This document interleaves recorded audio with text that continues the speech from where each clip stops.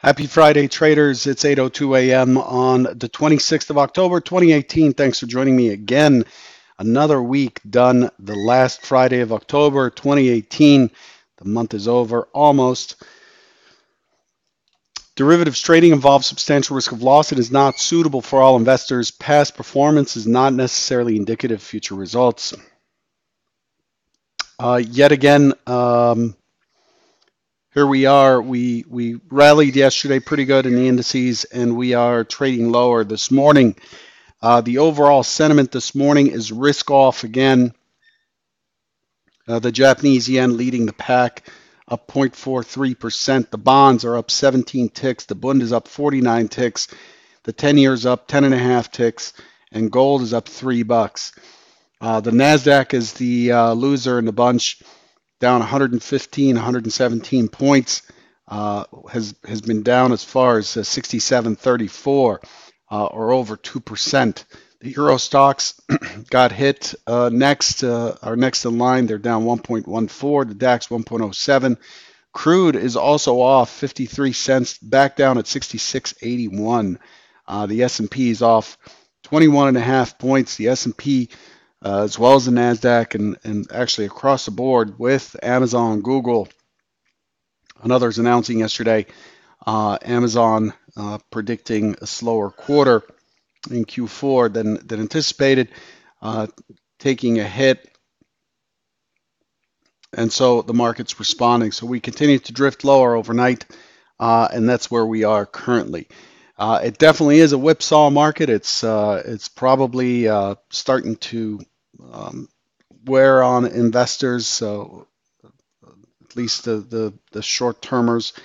And but on an intraday basis, I got to say that hopefully um, you guys are not getting hurt by this, at least not too much.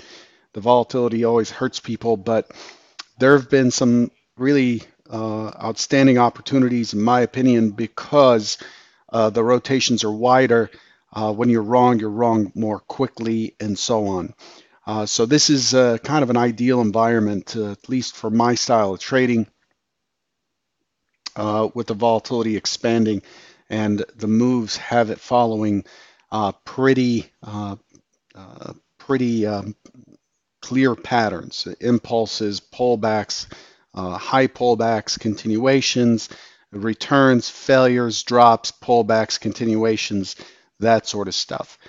So really, intraday, things look pretty good in terms of creating scenarios and uh, following scenarios. It's been a little more kind of random or coin tossish than I'd like. Uh, let's take a look at yesterday's just to show you the point. Before I get into that though, just looking ahead at what could disrupt our auction, we do have the University of Michigan confidence final at 10 a.m. Eastern. It's a half hour after the open, expecting 99 for October. Because it's a final number, generally it does not shake us as much as the prelim when that's off. And that finishes off the week. We do have ECB President Draghi speaking today at 10 a.m. at the same time. And then 10:15 we have ECB's Kerr. Okay. In case you're wondering what that blood-curdling shriek is, again, I'm starting from home today, and this is the person that's doing this. Introducing my 8-month-old almost daughter who's shrieking in the background right now, just in case you want to put a face to the noise.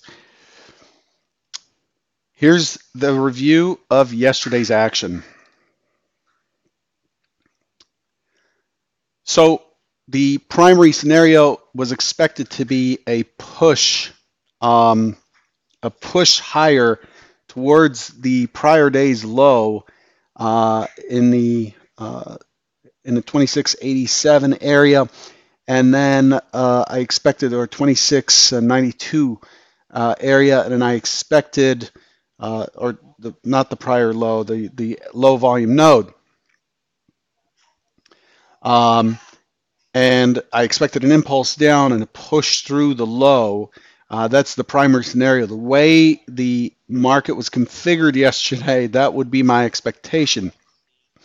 But that's not what we got. We didn't get the second scenario, which is to test the overnight low, poke through a little bit, push up, get an impulse up, and then just go sideways in the lower distribution of Wednesday. Didn't get that either. What we actually got was scenario three, almost on the nose. Scenario three looks for a push, down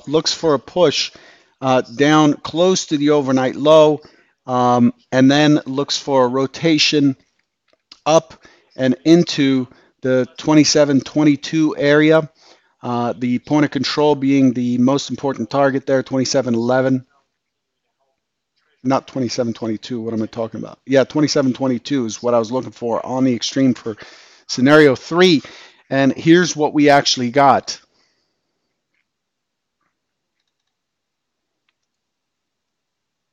Things are kind of slow here. Sorry, this is off my laptop. It takes a while to redraw. So here's what I've got. So we push lower down into 67.50, and then we break higher and we grind up right into that 23. We got to 23.75, 27.23 was the target to the upside. And then from there, we rolled over. And when we rolled over, we finished right at 26.85. Right at 26.85. And I guess my daughter just jabbed herself or something. Back to 26.85, which was the overnight point of control, bringing us back into balance with the prior overnight. So overall, yesterday was an inside day, and we finished below mid, below the point of control. Notice the point of control yet again in line. So what we have is a point of control from Tuesday, Wednesday, right here, Thursday, right here, and we keep dragging that point of control down, but we're not really moving far from where we are. So what we are establishing is we have a gap down, and we basically have 3 days of balance. Believe it or not, this is kind of balancing out after Wednesday's sell-off. We're starting to try to balance out. The overnight pushed below that just by a bit, 26.46 or something like that. But overall, we're still kind of sitting in balance. Everything else looks like we're making, we're trending down and so on. And we are in price. But what's happening is as we're pushing lower, we're not able to drag that point of control further and further down with us. So that's just something on the side to kind of observe. Just being a profile trader, that's something we see happen. Again, the price action is lower highs, lower lows, inside day yesterday. But overall, the market is really chiseling out a bottom. Still, it's trying to. We keep breaking down and then trying to create a bottom in this area. We'll see how successful the buyers are today. Let's look at the overnight. Come on, computer. Let's look at the overnight. The overnight just continued the selling that occurred on the close. We had the release of Google and so on, and then we just continue to drift down, retest the mid, continue down again, and here we are at the mid and VWAP of the overnight session. The overnight session is kind of boxy. We pretty much thoroughly traded everything from 26.80 down to about 26.50, and we're holding steady in this range. The overnight session is not telling us too much other than the fact that it has extremely high volume. The overnight sessions volume is really, really outstanding. We don't see that often that we have such high numbers. 564,000, basically 5 times the norm since 2015, or the mode since 2015. So I expect this volatility to continue. The overnight session is telling us that we're weak. We are holding right underneath yesterday's low currently, and we're waiting to see how we open. This is yet another day where we are waiting for what the action looks like on the open, looking for the big break, whichever side that is. Yesterday, when we started out, it looked like it was likely to break lower, and then suddenly we got an impulse higher, and the market turned, and then it became a long only market into the highs. Before we move on, I want to remind you it is like Friday. Okay, take a moment, please, to find the like button and hit it. It may need you to log in to your Google account to be able to do that. So let's pull up our colors. Primary scenario today. The primary scenario is expected to be an open that tests higher immediately, balance some of the inventory, and then I'm looking forward to struggle, impulse down, and then continue lower to test the overnight low. However, I expect the market to bounce back up into the afternoon. I'm looking for the market to really continue to work the balance more so than the trend today.